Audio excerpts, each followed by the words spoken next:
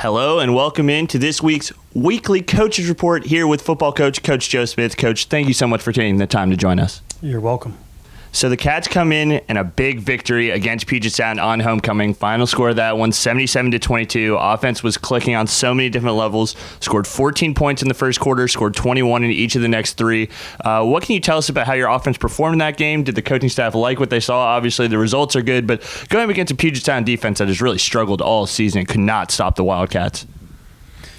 Well, I think anytime you only punt one time, that's normally a good day for you on offense, particularly if there's no turnovers. So we had no turnovers, and the one punt that we had, we had a chance to complete the ball. I think we didn't hold on to that one, kind of a diving catch, but I was really pleased with our pass protection. And we knew going into the game that UPS really runs a defense that challenges you to throw the football with their style. Kind of up in your face press man coverage, one high, so it's hard to run the ball against a stacked box, and they sort of dare you to throw. So we threw. And speaking of throwing, Junior Wyatt Smith, the quarterback, goes off in that game. 8 passing touchdowns. That's now a single-game record for any Linfield quarterback, and there's some really good quarterbacks on that list, including co-offensive coordinators Aaron Bomey as well as Brett Elliott. Wyatt, after the game, said a lot of that had to do with how strong the line was. Only sacked 2 times in that game, gave him a lot of time to throw. And Wyatt now is in the top 15 in the nation in a lot of particular stats, most notably most efficient quarterback. He's 8th highest in that list, and well as in the top 10 in passing touchdowns. A lot of people are saying Wyatt can be even better than he is right now. What do you think of your quarterback's play so far this season, and can he really get better than what we've already seen? Because it's been very impressive.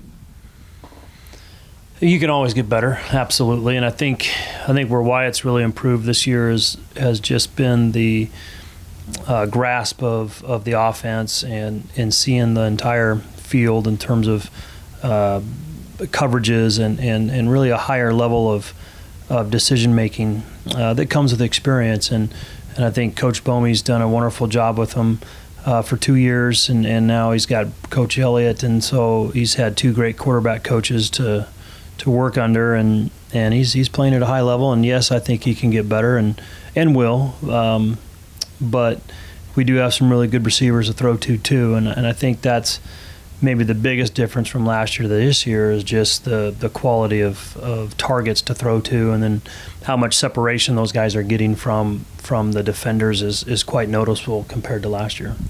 Yeah, you mentioned that. 4 different receivers, strictly wide receivers. You add in Jacob Kale there to the mix, and a lot of other guys that got chances in that game were very impressive. The one thing, unfortunately, I have to bring up, another injury on the offensive line. Sam Foltz goes down in that game. You guys have been mixing and matching linemen all season and have played well the last couple games.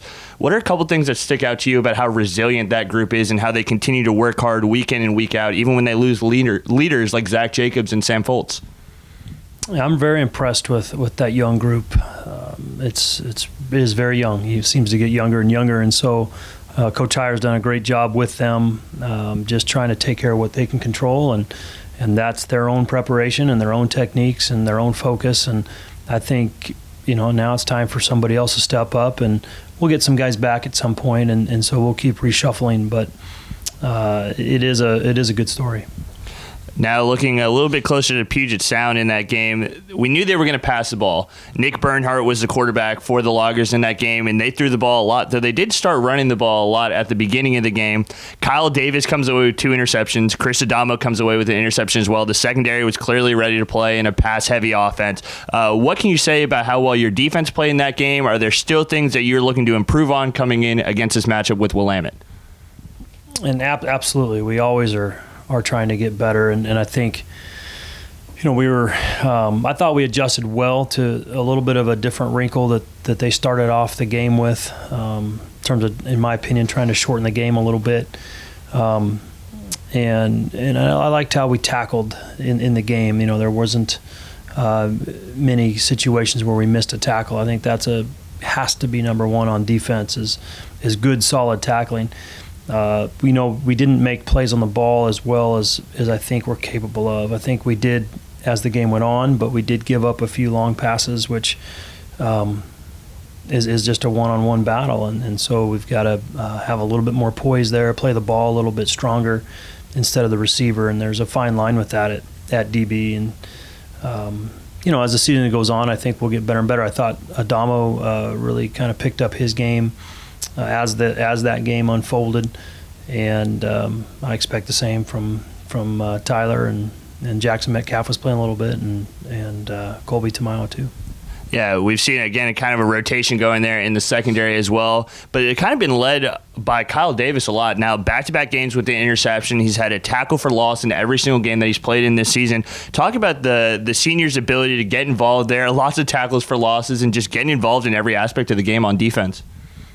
The rover position for us is a position that is oftentimes in the midst of most plays. You're sort of in the action. And so it's a wonderful position to play because you have many opportunities to make plays. And I think as Kyle's finally starting to get that and starting to be comfortable and anticipate and make plays, and it is really nice to see. So Willamette comes into this matchup with the Wildcats with a record of 1-3, coming off a really tough loss to Pacific a week ago. Final score of that one was 59-14. That's following up a really ugly loss to Whitworth, which the final score of that one was 82-7. First-year head coach Isaac Parker. This is a team that's really kind of struggled, and Linfield's highly favored in this game. How do you make sure that the Cats do what they need to do, come away with a victory, and on to the next one? Well, I think obviously, we would like to win the game. I think that has to be a goal, of course, every time we play. But for us, it's one of our 9 games, and you only get 9 guaranteed games, and hopefully you get more. That's certainly always a goal. So, our mentality is always trying to make the most of every opportunity we have and enjoy every snap that we are able to participate in, because those are precious. You just don't get very many, and so this is an opportunity to play football. Doesn't matter who we're playing. It's an opportunity to get better, and we know we're not where we need to be as a program. We're getting better, and we really are. But there's some areas in our team that we have to get better at technically, fundamentally, and schematically. So this is an opportunity for us to get better, and that's certainly our approach. So lastly, just kind of looking a little bit deeper at this matchup with Willamette, they do have a quarterback in Matthew Castaneda who does like to run the football. He's their leading rusher coming into this matchup. We've seen the Cats in a couple games struggle with quarterbacks that are very mobile. Last week, they had no problems against Nick Bernhardt, who really did not want to use his legs. Where are the adjustments going to be made, particularly on that defense, going up against another mobile quarterback? I think mobile quarterbacks always present interesting dilemmas, and they're able to prolong plays and make oftentimes something that out of maybe nothing, if you will. And so when a play goes bad, they're able to make it better and negate maybe the potential loss. So I think we have to keep our rush lanes, and we got to be careful not getting out of those and letting him escape. But I've always been impressed with his competitiveness. I think he's a good player and certainly has our attention. So the Cats come into this weekend, back-to-back home games. They'll take on Willamette. That'll be at 1:30 at the Cat Dome. Coach, thank you so much for your time, and best of luck this weekend. Thank you.